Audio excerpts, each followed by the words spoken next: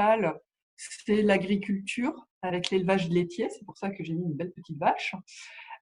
Également, l'autre activité agricole qui domine sur le territoire, eh bien, on a toute l'arboriculture. Et comme je parlais de territoire vert, c'est que d'un point de vue biodiversité, c'est un territoire qui est encore très préservé, avec la présence de diverses faunes ou flores intéressantes, avec un Natura 2000. Et du coup, on a la présence du castor, on a la présence du barbeau méridional, et ainsi de suite.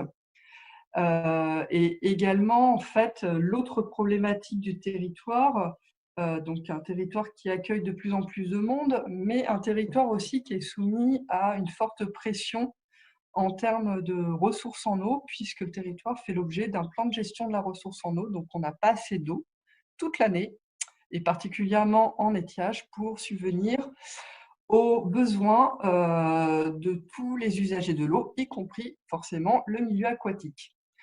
Donc le syndicat, en fait, il est quand même récent, il a été créé en 2007 et actuellement, on est en cours de prise de compétences de la GEMAPI et des items complémentaires dans la perspective, en fait, d'une labellisation étage.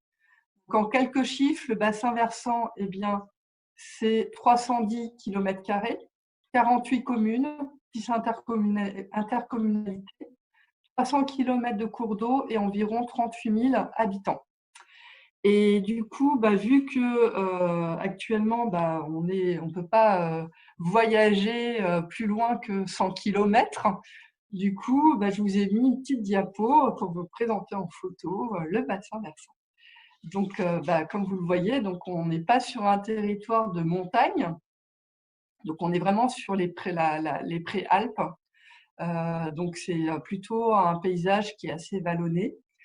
Après, en termes de milieu aquatique, donc on a effectivement pas mal de zones humides qui sont présentes sur le territoire. On en avait recensé à peu près 300. Et en termes de cours d'eau, eh bien, on a aussi bien des vallées alluviales assez larges, avec malheureusement beaucoup de renouées du Japon. Donc, si vous voulez voir un spot, toute la diversité en termes de renouées du Japon, on a tout ce qu'il faut sur le territoire. Et puis, on a aussi des vallées qui sont un peu plus encaissées. Donc, la photo de droite, en bas, j'aurais pu mettre une vallée qui était beaucoup plus encaissée, mais les photos n'étaient pas forcément très belles. Voilà. Donc ça, c'était pour vous situer donc, le bassin versant et un peu les caractéristiques du territoire. Et maintenant, en fait, je vais vous dire, je vais vous expliquer pourquoi en fait le projet de classe d'eau a vu le jour. C'est tout d'abord en fait la conjugaison de plusieurs choses. D'une part, une volonté très forte des élus de sensibiliser, de communiquer et voire d'associer les citoyens, même sur les choix des solutions aux problématiques du territoire. C'est-à-dire que, outre le développement des classes d'eau, l'outil que je présente aujourd'hui, actuellement, en fait, on a des citoyens qui siègent au sein du comité de rivière. Et ça pourra faire l'objet d'une autre présentation. Mais en fait, on a fait une concertation des citoyens par rapport à la problématique du manque d'eau. Donc, du coup, je vous disais une conjugaison de plusieurs choses qui ont permis donc, de développer les classes d'eau, donc la sensibilisation des élus qui avaient une forte volonté de sensibiliser, de communiquer, un contrat de rivière qui était doté d'un budget de communication et de sensibilisation très conséquent, donc 470 € sur 15 millions de projets. Ceci est dû au fait que la chargée de mission antérieure avait aussi une sensibilité forte sur ces aspects-là. Et puis également donc le souhait, la sensibilité de certains agents problématiques de communication. Donc voilà, et le souhait aussi que les enfants deviennent ou soient des vrais ambassadeurs sur les problématiques environnementales et milieux aquatiques.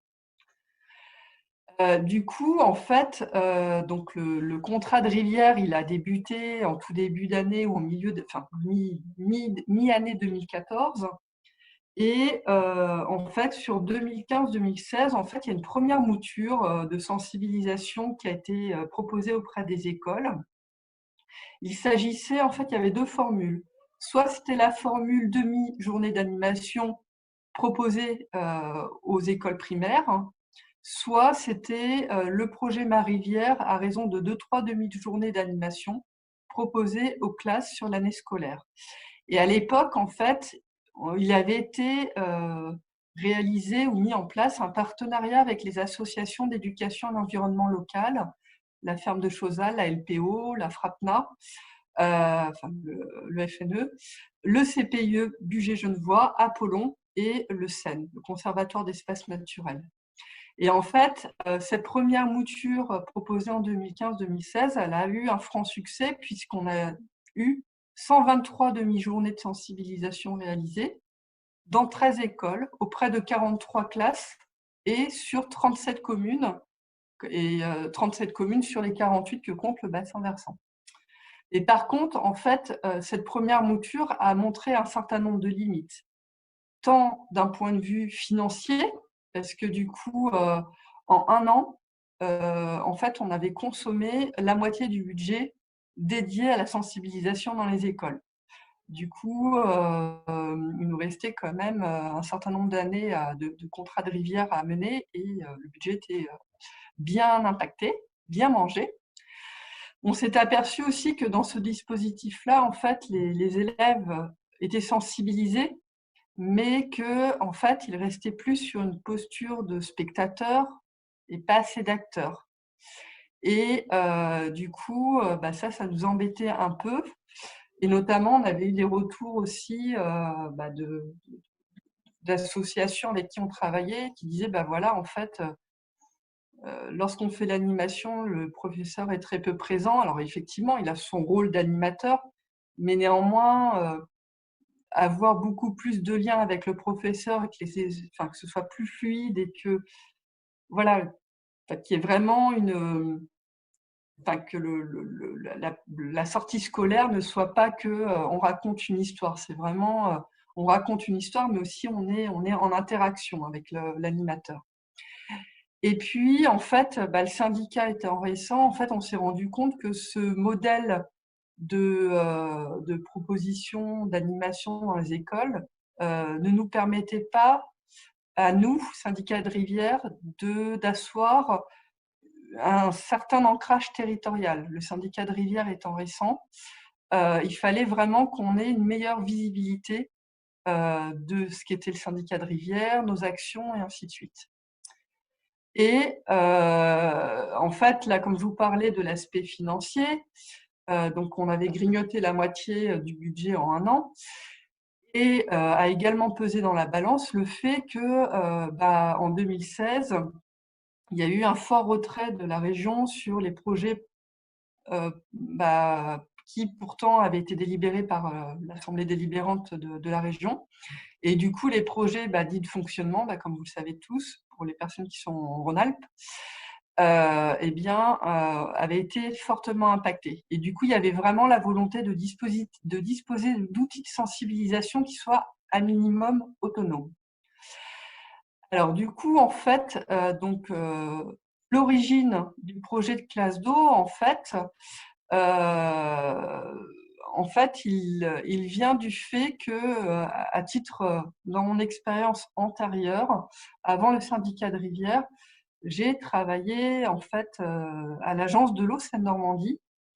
Et à l'époque, dans mes missions étaient rattachées à la direction de la communication. Et dans la direction de la communication, en fait, il y avait une personne qui, depuis pas mal d'années, travaillait sur un dispositif de classe d'eau.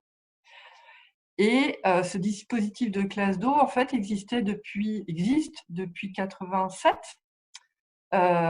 Et sur le bassin versant Seine-Normandie, donc tout le territoire hydrographique de l'agence de l'eau, en fait, on comptabilise toujours à peu près 1700 classes d'eau par an. Et c'est un dispositif qui avait été évalué dans les années 2000 et qui avait vraiment montré son intérêt à tout point de vue. Et du coup, c'est un dispositif, moi, à titre personnel, j'ai pu aider ma collègue sur sur une partie d'un livre de bord. Et du coup, ça m'a permis de voir ce qu'il y avait dedans et j'ai trouvé que c'était assez intéressant. Et en fait, ce dispositif a été déployé dans les écoles, mais aussi auprès des lycées et également auprès des collèges et auprès des élus. Du coup, je me suis dit, bon, voilà, là, on tient un outil qui est intéressant. Eh bien, je vais voir s'il est possible de faire un copier-coller, mais qui correspond au contexte du bassin versant des Us, aux problématiques des syndicats de rivière, puisque là, l'agence de l'eau, effectivement, il y a toujours la volonté dans les classes d'eau d'expliquer le principe du pollueur-payeur, le fonctionnement des agences de l'eau, qui sont les agences de l'eau. Donc voilà. Du coup, en fait, le projet de classe d'eau a pour origine en fait une collaboration, donc d'une part avec l'agence de l'eau. Donc, on a eu des accords pour utiliser leur méthodologie, le nom, certains documents de leur livret. Également une collaboration avec le réseau Empreinte, qui est un réseau de sensibilisation, d'éducation à l'environnement et de valorisation des patrimoines naturels, culturels à l'échelle de la Haute-Savoie. Et ce réseau Empreinte fédère en fait les associations d'éducation à l'environnement qui sont Aster, la LPO, le CPIE, le FNE, Apollon, la ferme de Chauzal. On a également associé l'inspection académique d'Annecy Ouest, le but étant de pouvoir valider officiellement les documents qu'on allait mettre dans les écoles. Donc voilà, avoir la carte blanche de l'inspecteur académique. Et puis également, on s'est associé à des professeurs d'école pour de la relecture, pour des conseils, parce qu'on est vraiment sur un domaine qui est très particulier, avec un vocabulaire à part. Enfin voilà. Du coup, en fait, à partir de cette collaboration-là, il y a eu une première étape qui a été pilotée sous la coordination du SMICRU. Cette étape de montage et d'écriture des supports a été coordonnée par le réseau Empreinte. C'est-à-dire qu'à ce stade-là, on a défini de manière collaborative, donc le SMICRU, le réseau Empreinte et les associations de partenaires, 4 thématiques qui étaient intéressantes et prioritaires pour le territoire. Et pour chacune de ces thématiques, on a défini une question fil rouge et chacun de nous, chacune des associations, a apporté un peu sa pierre en disant, voilà, moi, par rapport aux outils d'animation, de sensibilisation dont je dispose, je propose qu'on puisse répondre de telle ou telle manière à la question fil rouge, à la thématique et à la question fil rouge qui avait été déterminée. Et du coup, ça a donné lieu à, je crois, 4 ou 8 brainstorming pour, définir en fait les différentes petites briques qui allaient constituer chaque support de classe d'eau. Donc voilà. Donc là, c'est des photos de ces réunions de brainstorming. Donc, après ce travail-là, donc le réseau Empreinte nous a transmis tout un document qui était brut, qu'il a fallu ensuite, notre souhait, c'était pas de donner un document brut sans image, ainsi de suite. Donc l'idée, c'était aussi de proposer un document qui soit agréable pour les professeurs, qui soit le plus approprié et le plus proche de ce qu'ils rencontrent dans leur quotidien comme outil qu'ils utilisent. Donc là, c'était l'inspection académique qui nous a vraiment briefé sur « Ah ben voilà, je voudrais tel et tel format » et ainsi de suite. Donc, ça a été un travail de longue haleine. Donc, en fait, là, je vais vous expliquer donc, la classe d'Odesius, en fait, en quoi ça consiste. Donc, en fait, c'est un dispositif de sensibilisation des élèves de cycle 3 à leur environnement de proximité. Alors, quand je parle d'élèves de cycle 3, sachez que le document, l'année dernière, il a été utilisé par des cycles 2.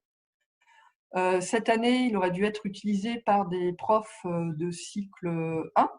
Donc, en fait, il peut être adapté, mais là, c'est le professeur qui adapte le document de cycle 3 à son cycle qui le concerne. Donc, ce document, en fait, cet outil, pardon, il a été monté, il a souhaité, traiter de 4 thématiques. Donc 4 thématiques qu'on appelle des séquences dans le jargon éducation nationale. Donc la première séquence, le premier thème porte sur le fonctionnement de la rivière. La rivière des Us bouge, qui l'eût cru? La deuxième thématique porte sur la qualité de l'eau. Donc là, la question fil rouge, c'est l'eau de mon robinet et l'eau de la rivière sont-elles toutes les deux identiques? Est-ce que finalement, je bois la même eau que le poisson? Le manque d'eau. Quoi? On manque d'eau sur le bassin versant des Us, mais pourtant, il y a toujours de l'eau qui coule à mon robinet, donc c'est quand même étrange. Et la dernière thématique, donc, c'est la biodiversité et les zones humides au fil des Us, et quelles sont les aventures de cette biodiversité. Du coup, alors, non, c'est bon, j'entends ma fille qui est en train de monter dans les escaliers, donc j'espère qu'elle ne va pas intervenir en plein milieu. Du coup, en fait, le dispositif de classe 2 des Us, on a souhaité que ce soit un dispositif qui soit sur une pédagogie active, dans le sens où, en fait, chaque thématique que je viens de citer sur la diapo d'avant va être traitée de manière transversale et va aborder en fait l'ensemble des matières scolaires, donc les maths, le français, les sciences, et j'en passe. Et du coup, donc l'idée, c'est effectivement, comme je vous l'ai un peu dit auparavant, c'est qu'on a un thème, une question fil rouge, à laquelle en fait les élèves, accompagnés de leurs professeurs, vont répondre en menant différentes expériences. Et du coup, la classe d'eau, en fait, dans son déroulement réel, eh bien, elle se décompose en 3 temps. Il y a un premier temps, c'est le temps d'apprentissage. Un deuxième temps qui va être la création d'une œuvre collective. Et le troisième temps qui portera en fait sur une séance de clôture. Donc le temps d'apprentissage, en fait, c'est on met à disposition un livret de bord que je vais vous présenter un peu après, qui permet d'aborder les différentes facettes du thème d'étude et qui permet en fait de proposer au professeur vraiment tout le contenu pour faire un cours. Voilà. Avec des plages explicatives, des plages expérimentales, des plages libres, des visites de terrain. On a aussi donc le deuxième temps de cette classe d'eau, c'est la nécessité que la classe qui s'investit dans une classe d'eau réalise une œuvre collective. Donc là, l'œuvre collective, en fait, elle a pour objectif de témoigner de ce qui a été fait pendant la classe d'eau. Donc ça peut être une exposition, un journal, un spectacle, une fresque. Et là, en fait, c'est vraiment laisser libre choix aux professeurs et aux élèves que de définir quelle sera l'œuvre collective qu'ils souhaitent réaliser. Et enfin, la séance de clôture, eh ben, c'est un moment de convivialité où en fait, les élèves vont présenter tout ce qu'ils ont fait lors de cette classe d'eau et notamment leur œuvre collective. Et cette présentation peut se faire auprès des parents, des élus locaux, auprès de la presse locale. Et du coup, c'est vraiment un objectif de valorisation de la contribution de chacun à ce projet-là. Et lors de cette séance de clôture, en fait, est remis un diplôme à chaque enfant. Voilà.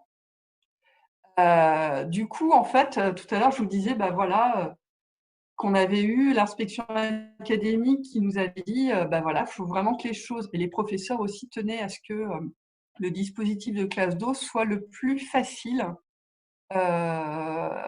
soit le mieux approprié aux professeurs pour que ces derniers, enfin, soit le plus facile pour que les professeurs se l'approprient au mieux. Et en fait, l'expérience des classes d'eau sur le bassin Seine-Normandie, enfin moi j'ai une sœur qui est institutrice qui du coup a utilisé le dispositif de classe d'eau sur le bassin Seine-Normandie, et du coup j'ai pu aussi avoir un retour de sa part en me disant bah il y a telle et telle chose, c'est compliqué, faut nous laisser un peu plus de marge de manœuvre, ainsi de suite. Du coup on a récupéré tous les conseils donc des professeurs sur le bassin Seine-Normandie, mais aussi des professeurs avec qui travaillent avec nous en direct, de l'inspection académique, pour créer en fait des livrets de bord, donc qui du coup déclinent pour chaque thème plusieurs séances, donc plusieurs cours en fait, qui permettent de répondre à la question fil rouge. Et on verra tout à l'heure, donc ces documents livrets de bord apportent des apports théoriques, proposent des fiches de travail, donnent des liens vers des vidéos, enfin voilà. Le deuxième outil clé en main, ça a été en fait la nécessité et la demande de la part de l'inspection académique de mettre à disposition des écoles un certain nombre de matériels qu'ils jugeaient difficiles à trouver dans les écoles. Du coup, on a mis à disposition des malles dans lesquelles on va retrouver par exemple des pichets en verre, des choses comme ça. Donc là, on s'est conformé à la demande de l'inspection académique. Et le dernier outil clé qui est mis à disposition, c'est que du coup, pendant le temps d'apprentissage, pendant la semaine de classe d'eau, pour permettre aux élèves de s'approprier au mieux la problématique qu'ils découvrent, on leur propose de faire une sortie sur le terrain. Et cette sortie, elle est réalisée par l'une des associations partenaires. Et là, ce n'est pas nous, SMECRU, qui décidons quelle association va travailler avec quelle école. C'est l'école qui, en fonction de sa problématique, va se tourner vers telle ou telle association. Donc voilà. Alors, en fait, la durée ou le coût et par qui, en fait, pour répondre à ces questions-là. Donc, d'une part, le lieu de déroulement de la classe d'eau, en fait, l'idée, c'est de découvrir l'environnement de proximité. Donc, le lieu est laissé libre, mais c'est quand même intéressant que les élèves découvrent ce qui se passe juste à côté de leur école. La durée, en fait, le dispositif, il a été initialement conçu pour se dérouler pendant une semaine. Donc, à l'époque, c'était des semaines de 5 jours. Maintenant, c'est passé à 4 jours. Donc, soit le professeur retire une ou deux séances qu'il trouve peut-être un peu moins. Et du coup, il fait sa classe d'eau sur 4 jours d'affilée. Soit il va faire pendant l'espace d'un mois, une journée par semaine. Mais là, c'est pareil, on le laisse maître de la situation. Et ensuite, donc, le seul coût qui est sur cette classe d'eau, c'est la rémunération de l'animation proposée auprès des écoles. Donc, on s'est mis d'accord avec les associations que ce coût d'animation était de 500 €. Les 500 € ayant pour but, d'une part, d'avoir un temps entre l'association et le professeur pour définir la sortie, et d'autre part, du coup, le temps d'animation. Et sur les 500 €, les élus du syndicat de Rivière ont validé la prise en charge par le SMECRU de 350 €. Alors, bien évidemment, derrière, c'est les subventions, normalement, de l'agence de l'eau, notamment, et du département. Et les 150 € restants sont à charge de l'école, ainsi que les frais de logistique. Et c'est vrai que une sortie qui est réalisée juste à côté de l'école évite la location d'un bus et du coup réduit les coûts. Et ça, je l'ai déjà dit, l'histoire du travail collectif. Donc maintenant, en fait, que je vous ai présenté l'origine, de manière synthétique le pourquoi du comment de la classe d'eau, à peu près ce qu'on trouvait dedans.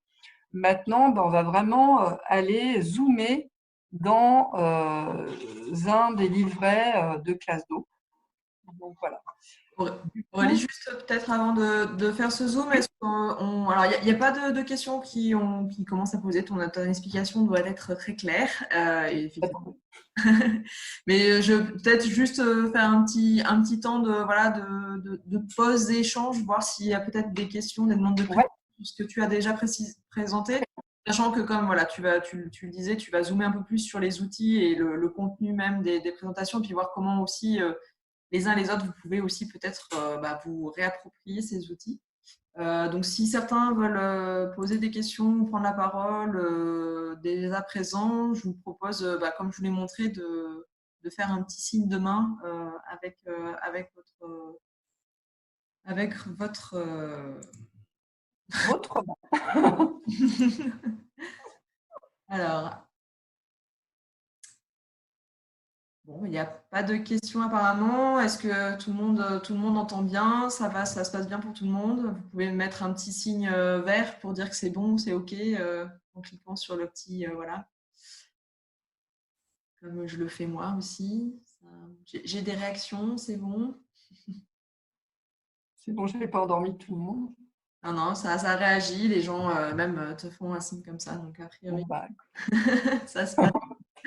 Bon, s'il n'y a pas de questions, je laisse encore 2 secondes pour éventuellement réagir. Non, du coup, je propose que tu continues alors, du coup. d'accord. Alors, du coup, donc, on va zoomer sur un livret de classe d'eau, sur le contenu. Ah, Ouais, pardon. Du coup, juste, j'avais pas vu, il y a effectivement une question d'Émilie oui. qui demande, éventuellement, Émilie, c'est possible d'ouvrir votre micro pour poser la question. Animatrice sage, site Natura 2000, ne pratique pas trop les animations, on bricole, on veut des idées. Ok, c'était les notes que j'avais marquées concernant Émilie. Alors, bon. Du coup, Émilie préfère que je pose la question. C'était pour savoir si le contenu du livre est présenté par le professeur. Ou si c'est si c'est le SMECRU, je suppose, qui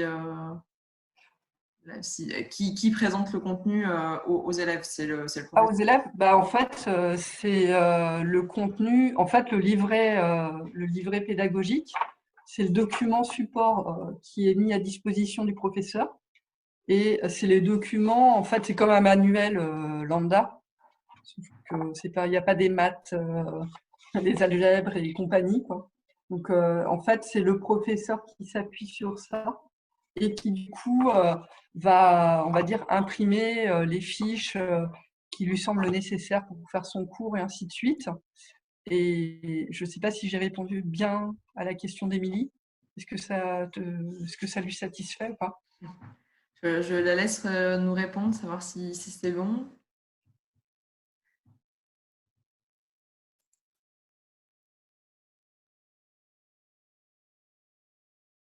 Oui, donc il n'y a pas d'intervention en classe du syndicat. Le SMECRU finalement intervient initialement auprès des intervenants, enfin des enseignants, et c'est ensuite eux qui font. Oui, voilà. En fait, nous, en fait, on fait le tour des popotes en amont, c'est-à-dire qu'on informe et on communique sur l'outil existant auprès des professeurs. Et après, c'est effectivement les professeurs qui, via les liens qu'on leur donne, du coup, prennent l'ensemble des documents et mettent en œuvre le projet dans leur classe.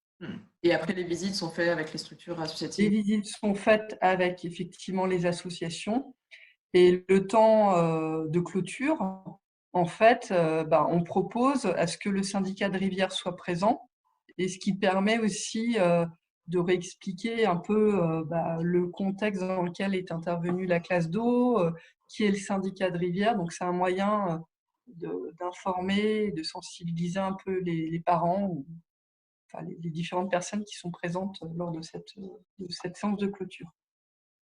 Ok, merci. Je te laisse continuer De donc rien. qu'on rentre un petit peu plus dans le vif des livrets. Voilà. Alors, le vif des livrets. Eh ben, tout d'abord, le livret, il va commencer par un plan de séquence. C'est-à-dire qu'on voit ma souris, comme je fais ça. Ouais, d'accord. On la voit. On entend? Ouais.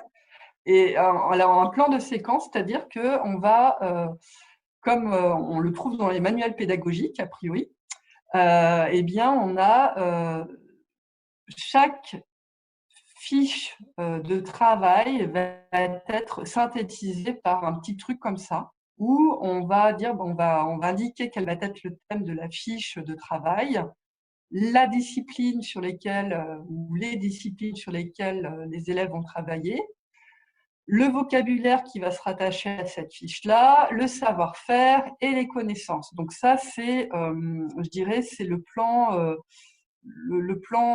que l'éducation nationale souhaite et dispose dans les différents supports qui sont mis à disposition des professeurs. Donc là, on s'est vraiment, nous, conformé à ce que nous disait l'inspection académique. Et là, c'est l'inspection académique qui a fait cette partie-là du document. Ensuite, donc la présentation d'une séance. Donc une séance, une séance dure, ça peut durer une demi-journée ou ça peut durer une journée. Donc à chaque fois, on donne à peu près un temps estimatif de la durée de cette séance. Donc la séance, en fait, là par exemple, j'ai pris la séance 2 du livret qui portait sur le fonctionnement de la rivière. Et en fait, la séance va commencer par définir un objectif. Donc là, c'est expérimenter le déplacement des alluvions en fonction de leur granulométrie. À partir de cette définition d'objectif, on résume la séance, ce qu'on va trouver dedans. On donne un repère à l'enseignant, c'est-à-dire on lui donne des explications qui lui permettent de saisir l'objectif et qui lui permettent de voir comment on va traiter le problème qui sera posé dans cette fiche de travail. Ensuite, en ce qui nous concerne, donc nous, on a fait le choix de faire un zoom sur notre bassin versant, sur notre bassin versant, un zoom qui est en lien toujours avec la question de la séance et l'objectif de la séance. Ensuite, le professeur, on lui explique quel est le matériel dont il aura besoin pour réaliser cette séance. Donc, soit du matériel à télécharger, donc ça se trouve sur le site internet, soit du matériel ici qu'il va avoir, qui va être mis dans la mallette fournie par le SMICRU, soit il peut aussi avoir des fiches de travail qu'il va devoir photocopier qui sont présentes dans le manuel. Alors, ce qu'il faut savoir, c'est que même si les livrets sont en couleur, on a fait en sorte que tout puisse être photocopié en noir et blanc, que ça ne pose pas de problème. Ça, c'était aussi un des conseils des professeurs qui nous ont suivis. La suite de la séance, donc là, on a présenté ce qu'on allait faire, le matériel qui était nécessaire. Donc là, on va passer dans le vif du sujet. Alors pour certaines séances, il y a des conditions dites particulières, c'est-à-dire qu'il y a parfois des expériences qu'il faut mettre un jour en place avant, soit qui nécessitent la présence peut-être d'un parent ou de deux parents en plus. Donc du coup, on met en garde, pour réaliser correctement cette séance-là, vous allez avoir besoin peut-être de faire ci ou ça. Et ensuite, on passe au déroulement de la séance. Donc, on a les diverses expériences qui sont présentées, les consignes qu'on donne aux élèves, et enfin, les traces écrites, c'est ce que les élèves doivent retenir à chaque séance. Donc là, pareil, tout le format de la séance, il a été entièrement il a été défini et demandé par l'inspection académique. C'est-à-dire que dans la version que nous avait donnée le réseau empreinte, en fait, on n'avait pas tant de… c'était beaucoup plus brut, quoi. Sauf que l'inspection académique nous a dit, ouais, c'est trop brut, faut vraiment tout expliquer. Donc, en gros, c'est, alors, les élèves observent dans un premier temps les différentes photos prises sur le bassin versant. Enfin, voilà, il fallait vraiment tout réécrire. Donc, c'était un gros boulot. Du coup, présentation, donc la suite de présentation d'une séance. Donc là, par exemple, là, c'est une fiche élève qui est mise à disposition dans le livret. Donc en fait, on a deux types de ressources documentaires. On a soit des ressources documentaires qui sont téléchargeables sur le site internet, soit des ressources documentaires qui sont directement dans le livret. Et j'en oublie une autre, c'est des ressources documentaires qui sont disponibles via des liens internet qui sont dans les livrets. Voilà. Et comme les livrets sont en téléchargement sur le site internet, tout peut se faire de manière dématérialisée. Donc là, par exemple, sur une fiche élève, eh bien, on ne va pas laisser le professeur se débrouiller tout seul à savoir où se trouve telle photo sur le bassin versant. On lui donne également la correction. Donc en fait, enfin voilà, c'est vraiment matériel clé en main. Ensuite, donc là, là, on est allé vraiment dans le contenu. Donc tous les livrets sont bâtis de cette manière-là. Donc je ne vais pas rentrer dans chaque livret, ce sera un peu inutile. Après, les modalités qu'on a mis en place pour bénéficier d'une classe d'eau, c'est d'une part que en amont de la classe d'eau, le directeur de l'école remplisse, ou le professeur, un formulaire de candidature et également fournisse et signe une convention de partenariat qui précise qui fait quoi, qui paye quoi, dans quel temps et quels sont les documents qu'il nous faut en fin de classe d'eau. Donc voilà, donc, à partir de ces deux documents-là, l'école s'engage à réaliser la classe d'eau. Et sur le document de candidature, elle va dire, bah voilà, moi je veux faire la classe d'eau sur la qualité pour telle classe avec telle sortie, avec telle association. Et en aval de la classe d'eau, en fait, on leur demande de remplir une fiche d'évaluation qui est mise à disposition dans le livret pour savoir ce qui a fonctionné, ce qui n'a pas fonctionné. Donc l'année dernière, lors de la première classe d'eau qui a été faite pour une école, on nous a dit, voilà, vous aviez mis 2 cartes du bassin versant, mais en fait 2 cartes pour 25 élèves, ça ne suffit pas. Donc il en faudrait à peu près 4 ou 6 par classe. Du coup, on a réadapté l'outil. Donc en fait, le but, c'est vraiment de voir ce qui ne va pas et de pouvoir modifier la trajectoire.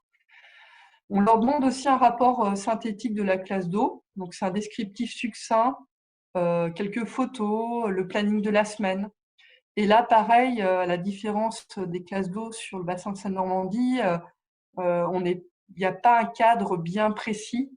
L'idée, c'est de ne pas rajouter du boulot en plus aux professeurs qui sont, plus ça va, plus ils sont sursollicités par plein de réunions, et ainsi de suite. Du coup, ça, on a bien pris en compte ces choses-là. Et le fait que les écoles doivent nous fournir des photos libres de droit qu'on pourra réutiliser dans nos documents Internet et ainsi de suite. Et du coup, tous ces éléments-là, forcément, pour nous, ils sont indispensables, puisque derrière les classes d'eau, derrière les 350 € qui sont pris en charge par SMECLU pour la sortie, il y a des financements publics, donc on se doit forcément de justifier de la bonne utilisation de ces fonds. Et puis, le dernier point, c'est effectivement, on demande à ce que la mallette de matériel pédagogique soit retournée à la mairie ou à la Comcom où elle a été prise. Voilà. Donc, en fait, une classe d'eau en images, donc ça, c'est des photos qui ont été prises l'année dernière. Donc, il s'agissait d'une classe d'eau sur la qualité. Alors là, on était avec une école de cycle, enfin, une classe de cycle 2 et pas de cycle 3. Et les professeurs ont fait vraiment quelque chose de super. Alors, je ne sais pas, je peux cliquer sur le lien et mettre la petite vidéo ou ça va être… Je ne sais pas si si ça risque de faire bugger ta connexion Internet et si ça va fonctionner. Et éventuellement, ce qu'on peut faire, c'est peut-être à transmettre. la transmettre à tous Ouais, les participants pour ceux qui voudraient voilà. la... En fait, du coup, cette vidéo-là, en fait, c'est une vidéo où les élèves présentent à leurs parents, aux élus qui étaient présents, la maquette qu'ils ont fait. Donc, ils avaient fait une maquette sur le circuit, le petit cycle de l'eau potable, le petit cycle de l'eau, pardon, depuis le captage de l'eau jusqu'à la station d'épuration. Et du coup, comme vous le voyez, en fait, ils avaient carrément construit des maisons, mis des Playmobil. Enfin, c'est allé super loin, quoi. C'était génial, quoi. Et du coup, donc là, voilà, là, vous avez une photo avec la remise par le président du SMECRU, puis le maire de Seyssel, avec la directrice et les profs, des diplômes auprès des élèves. Et ça a vraiment été un moment de super convivialité. À la fin, on a offert quoi, un peu boire, manger des pop-corn, des trucs comme ça. Et c'était vraiment un très, très beau moment d'échange. Alors, du coup, j'espère que je vous ai convaincu de l'intérêt et de l'utilité de cet outil. Et j'espère encore plus vous convaincre par la diapo suivante, puisque, en fait, les livrets que je vous ai présentés et qui sont disponibles sur le site internet, ce sont des documents qui sont libres de droit, que en fait les documents ils sont validés par l'inspection académique Annecy Ouest, donc en fait vous pouvez les réutiliser n'importe où. On a un document qui certifie la chose, que en fait les seuls ajustements qu'il y aurait à faire, c'est effectivement les zooms que nous avons fait sur notre bassin versant. Donc là en fait c'est juste réécrire un paragraphe qui correspond à votre territoire et à la question qui est posée dans la séance.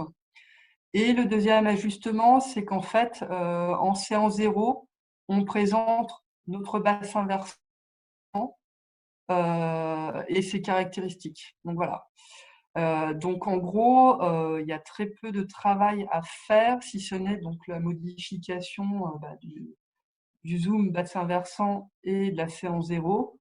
Et après, effectivement, aller avec son bâton pèlerin pour informer les professeurs de ce dispositif pédagogique. Et en termes de coûts, du coup, on vous économise l'écriture du contenu des livrets, 12 000 € TTC, c'est pas mal. Et puis, on vous économise aussi la conception graphique des 4 livrets, parce que si vous avez le PDF Creator, les modifs, vous pouvez les faire vous-même. Sinon, c'est une prestation, mais qui resterait très à la marge, quoi. Voilà. Écoutez, je vous remercie pour votre attention.